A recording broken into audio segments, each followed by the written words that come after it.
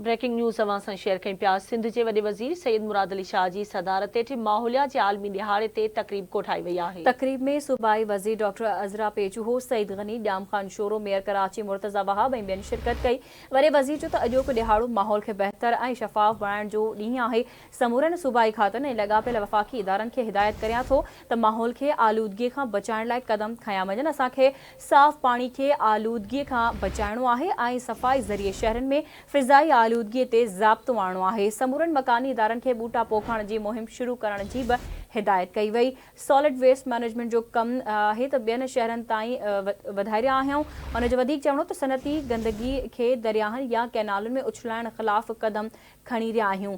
आपाशी वारे वज़ीर ॼाम ख़ान शोरे जो अहिड़ो चवणु आहे। सनतकारनि खे ट्रीटमेंट प्लांट लॻाइण जी बि हिदायत कई आहे। सिहत वारी वज़ीर अज़रा पेचूहो चयो त अस्पतालुनि जे गंद खे महफ़ूज़ तरीक़े सां डिस्पोज़ करण लाइ क़दम खयां विया आहिनि।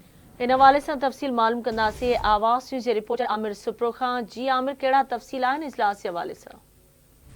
जी बिल्कुल गज़ारा। सिंध जे वॾे वज़ीर सैयद मुराद अली शाह जी ज़ेरे सदारत हेठि अॼु आलमी योम माहौलियाती ॾींहुं मल्हायो पियो वञे। आलमी योम माहौलियाती ॾींहुं मल्हाइण जो प्रोग्राम पंहिंजे मुल्क खे पाक ऐं साफ़ शफ़ाफ़ रखणु आहे।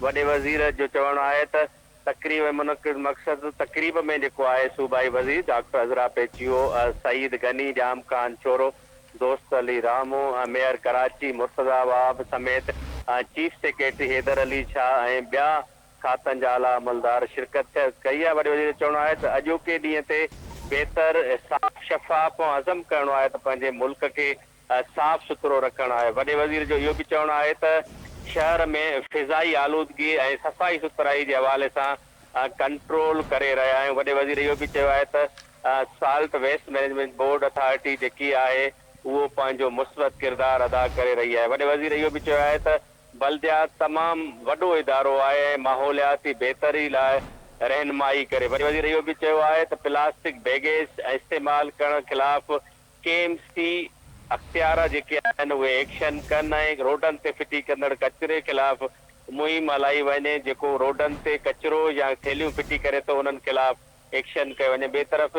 वॾे वज़ीर इहो बि चयो आहे त आपाशी खातो जेको आहे जेके शाखूं ऐं नहरूं आहिनि उन्हनि में आलूदगी खे बचाइण जा क़दम खणे। वॾे वज़ीर इहो बि चयो आहे त सॉल्ट वेस्ट मैनेजमेंट तमामु घणनि शहरनि में कमु करे रहियो आहे। सनती एरिया में बि जेको आहे उन्हनि में बि जेको कचिरो या गॾु थिए थो उनखे बि खणी करे शहर जे ॿाहिरां फिटी कयो वञे। वॾे वज़ीर इहो बि चयो आहे त शहर में फ़िज़ाई आलूदगी खे बहितर करण जे लाइ क़दम खणण जी ज़रूरत आहे। जी ठीकु आहे आमिर सुप्रो, तव्हांजी महिरबानी अपडेट करण जे लाइ।